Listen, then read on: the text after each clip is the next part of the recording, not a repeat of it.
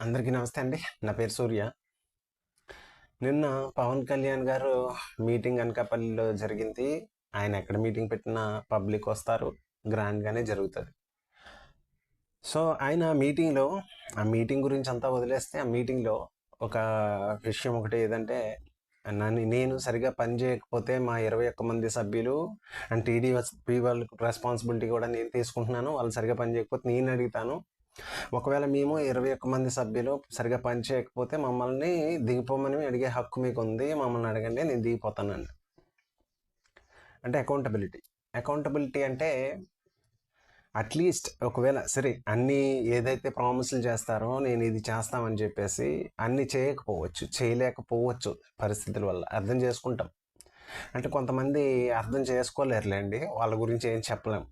అంటే కొంతమంది ఎలా ఉంటారంటే ఒక పార్టీని అభిమానిస్తున్నారు కాబట్టి వాళ్ళ నాయకుడు అవినీతిపరుడైన వాళ్ళకి పర్లేదు, మర్డర్లు చేసేసేవాడైన వాళ్ళకి పర్వాలేదు, దోపిడీలు చేసేస్తున్న వాళ్ళకి పర్వాలేదు, ఇంట్లో చెల్లెల్నే వాళ్ళ మీదే మర్డర్ల కేసులు వేసిన వాళ్ళకి పర్వాలేదు. వాళ్ళు ఏంటంటే అదొక మాయలో ఉంటారు, జగన్ మాయలో ఉంటారు వాళ్ళు. అలాంటి వాళ్ళ మీద జాలి పట్టడం తప్ప ఏమి చేయలేం. వాళ్ళు నన్ను తిడుతూ ఉంటారు, కామెంట్స్లో బండబూతులు తిడతారు, మా అమ్మల్ని కూడా తిడుతూ ఉంటారు. ఇంకా అటువంటి వాడిని ఏమి ఉపయోగం? వాడికి ఒక అమ్మ ఉండి, అమ్మ విలువ తెలుసుండి, అమ్మ అంటే ఏంటో వాడికి తెలిసి, ఎక్కడి నుంచి పుడతామో తెలిసి అమ్మ గురించి మాట్లాడుతున్నాడు అంటే అటువంటి వాడిని ఏమి అంటే మాత్రం వాడికి అర్థమవుతుందని నేను అనుకోవాలి. అలాంటి వాళ్ళకి అర్థం కాదు.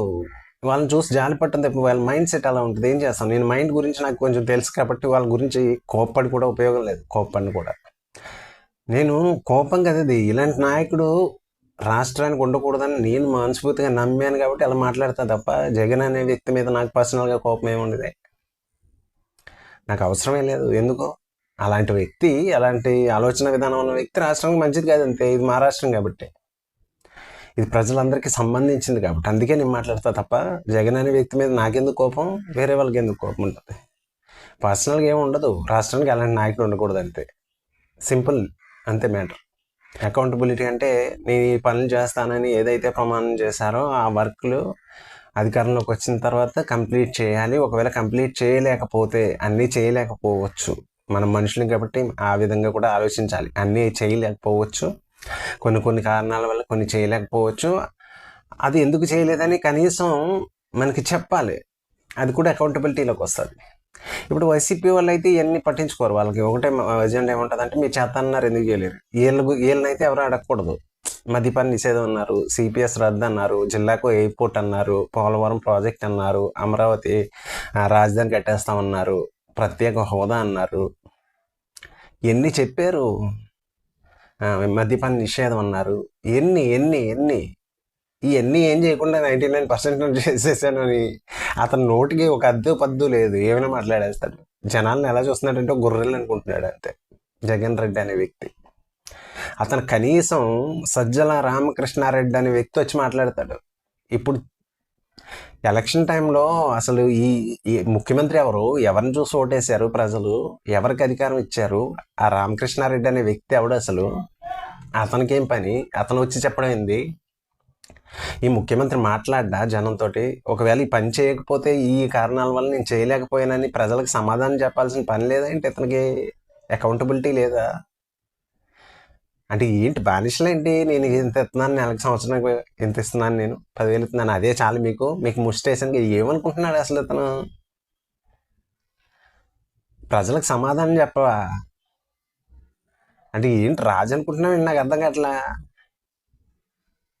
ఏం పొగరది? బయటకు వచ్చి ప్రజలతో మాట్లాడవా? ప్రెస్ మీట్లు పెట్టాడు ఇతను. అంటే తెలుగు మీడియా కనిపించదు ఏంటి? ఏం పొగరు అంటున్నది? ఆ రామకృష్ణారెడ్డి ఎవరు? మాకు సంబంధం ఏంటి అతనితోటి? ఓటేసింది ఎవరికి?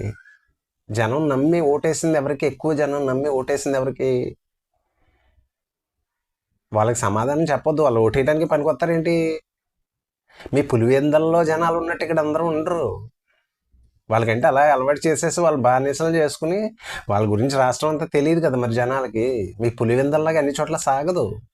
అక్కడ ఆలోచన విధానం మీది అందరూ అలా ఉండాలంటే ఉండరు ఇక్కడ. ఆ ఆలోచన విధానంలో పెరిగిన వ్యక్తి పులివెందుల్లో దళితుల్ని బానిసలుగా చేసుకుని రాజ్యాన్ని వెళ్తున్న వ్యక్తి అక్కడ ఓటేసే హక్కు కూడా ఉండదు వాళ్ళకి స్వతంత్రంగా. అలాగే ప్రతి చోట కుదరదు జగన్ రెడ్డి గారు. ఊరుకోరు కూడా ఇక్కడ జనాలు. మీ రాజ్యాన్ని ఇక్కడ తీసుకొద్దామంటే కుదరదు అట్లా. సమాధానం చెప్పాలి ఖచ్చితంగా. ప్రజలకు సమాధానం చెప్పాలి. చేయలేకపోతే ఎందుకు చేయలేకపోయారు అని చెప్పాలి, కన్విన్స్ చేయాలి. అంతేగాని నేను రాజుని కాబట్టి నేనేం చెప్పాల్సిన పని లేదు, నేను డబ్బులు ఇస్తున్నాను, 10,000 ఇస్తున్నాను, 15,000 ఇస్తున్నాను, ఇంకా ఉద్యోగాల కల్పన కోసం ఏం ప్రయత్నించను, మాట్లాడితే పేదోళ్ళు అంటే ఆ పేదోళ్ళకి ఆర్థికంగా వాళ్ళు నిలదొక్కుకోవడానికి ఏమైనా ఒక్క ప్రయత్నం ఏమైనా చేసి చూపించు నాకు. ఒక్క ప్రయత్నం చేసి చూపించు. నేను 10,000 ఇచ్చాను, 15 ఇచ్చాను తప్ప. అంటే అలా ఉంచేస్తావేంటి? బానిసల కింద ఉంచేస్తావేంటి? ఏం తత్వం? ఇలాంటి తత్వం ఉన్న వ్యక్తికి ఓటేయాలా? అకౌంటబిలిటీ లేకుండా కనీసం ఈ కారణం వల్ల నేను చేయలేకపోయాను అని చెప్పలేకపోతున్నాడు ఆ వ్యక్తి. అలాంటి వ్యక్తికి ఓటేయాలా? మాట్లాడితే నోరు తెరిస్తే అబద్ధాలు తప్పేవిరా. 1,000 రూపాయల నుంచి 3,000 చేస్తానంటాడు. 1,000 రూపాయల నుంచి నువ్వు 3,000 చేయడం పెన్షన్ 2,000 ఉండేది. అది కూడా నువ్వు పెంచింది ఎంత? లాస్ట్ ఒక్క సంవత్సరంలోనే, మిగతా 4 సంవత్సరాలు పెంచింది 500, లాస్ట్ ఒక్క సంవత్సరంలో 500 పెంచాడు. 4 సంవత్సరాల్లో పెంచింది 500. అది కూడా ఫస్ట్ 250 పెంచింది. 2 సంవత్సరాలు 250 ఇచ్చాడు. ఆ తర్వాత 250 పెంచాడు. జనం చూస్తున్నారు, వాళ్ళకి తెలిసి తీసుకున్న వాళ్ళకి తెలియదు. మర్చిపోతారు అనుకుంటున్నాంటి. సమాధానం చెప్పరు. ప్రజలకు వచ్చి సమాధానం చెప్పాల్సిన బాధ్యత మీకు ఉందనుకోడు. ఏ టైప్ వ్యక్తిత్వం అవుతుంది మరి? అందుకే కదా నీ అంత అంటుంది. ఊరికి ఎందుకంటారు మరి? నీ అంతా ఎందుకంటారు అంటున్నా. మరి ఇలా చేస్తూ ఉంటే అడగకూడదు మమ్మల్ని. మీకు ఓటేసినంత మాత్రాన్ని మీరు ఉత్తములు అయిపోయాడు ఇప్పుడు అతను.